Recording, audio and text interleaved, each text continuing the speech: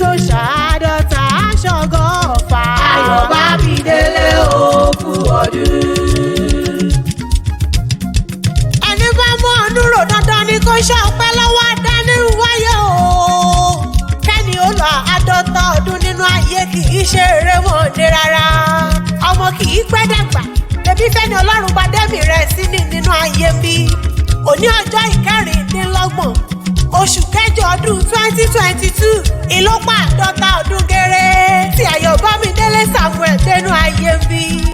mo ló gbọ́dún o ọlọ́jọ́ ìbí òní aṣèyí ṣàmọ́dún láṣẹ dání wáyé. aya rẹ̀ lọ́rọ́ mi wá bí o Ayọ̀bámidélé ayọ̀ ọkàn rẹ̀ ló gbà mí láago. Ìdòwú aláṣà òkú ìkẹta ọmọ ìlọ́bẹ̀ mi lọ́wẹ̀ ó ní àlàmọ̀kẹ́ ó ní òní ìlàdé orí mi pàdọ́tọ̀ ọdún nínú ayé ó ní dákun wá báǹkì ìkórè rẹ̀ òun. bàbá ọpẹ́ mi pọ̀ mọ́ gbọ́ bí mo ti wí o.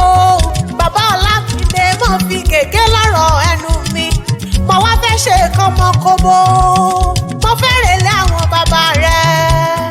Ìjẹ̀bú-Isiwo níṣẹ́lẹ̀ bàbá tó bí ọlọ́mọ mo forí balẹ̀ fáwọn bàbá rẹ̀ kí n tó wọlé wá. ọmọ ẹlẹ́lẹ̀ ńlá Ìṣíwò tó fi bẹ̀rù tó fi bọmọ tó fi bólórí láàfin ọba. ọmọ àdínáwó ọmọ párọ́mù yẹ̀kẹ̀ ó para kàlà ṣíáṣíá. ọmọ alẹ́jàdú ọmọ olóko títí àìfọ̀sà ọmọ onímùsàn ànákòòrú ọmọ àgbà ńlá fọ́ dẹ̀mùdẹ̀mù ọmọ olùkẹ́rẹ́ ògbóyè gbogbo gbàlà ọmọ adáṣọ bí ẹni jogún ọmọ olówó jòyè méjì pọ̀ ni wọ́n pòkè láwọn bàbá rẹ̀ ọmọ òjòyè kóyè ewu níjẹ́. Ìjẹ̀bú ọmọ lálọ́rẹ̀ ẹ̀lẹ̀ kò sẹ́ni mẹ́gún wọ́gbó gbàrà rí ibà ló mẹ́gún wọ́gbó rẹ̀ mọ́.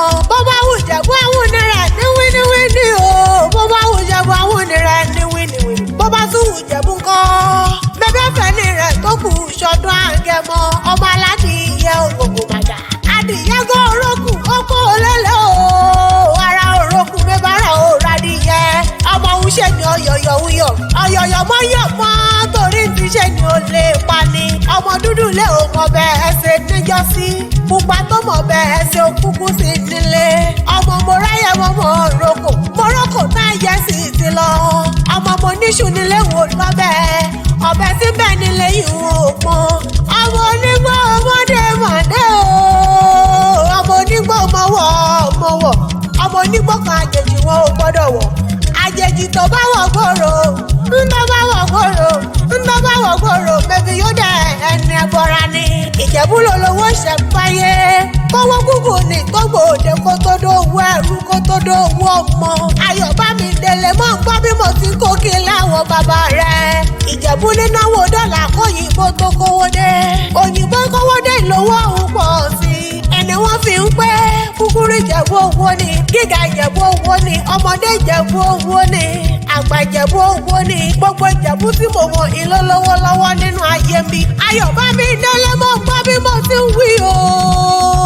adé orí Ìdòwú mọ̀ fi gègé lọ́rọ̀ ẹnu mi ẹyẹ kì í fapá kan fò nínú ayé mi a kì í nílé bàbá ká mọ́mọ́ nílé ìyá rárá ìyàmòye nípínlẹ̀ Kogi níṣẹ̀lẹ̀ ìyá tó bí ọlọ́mọ ọmọ amúgbábọ̀wọ́ ọmọ afọmọfọ́kọ̀ lódìndí ó ti ṣọdún èyí náà kádà ní wáyé jọ fọwọ́ pawú kó o fèrè ìjòbí nínú ọlá nínú ìlera pípé ọmọ ní fàyè tán ló gbà láṣẹ Ọlọ́run ọba orí pírí lólogójì a kì í bókùnrin ẹyẹ lórí ìtẹ́ òjòjò kì í ṣòwò kó mọ́lẹ̀ nájà kókókó lára ọ̀tá ńlẹ̀ níwòyí àgbọ́dún kọ́lọ́run ó sì ṣàlékún fún ọ nínú ohun rere gbogbo lórúkọ Jésù Kristi ọba.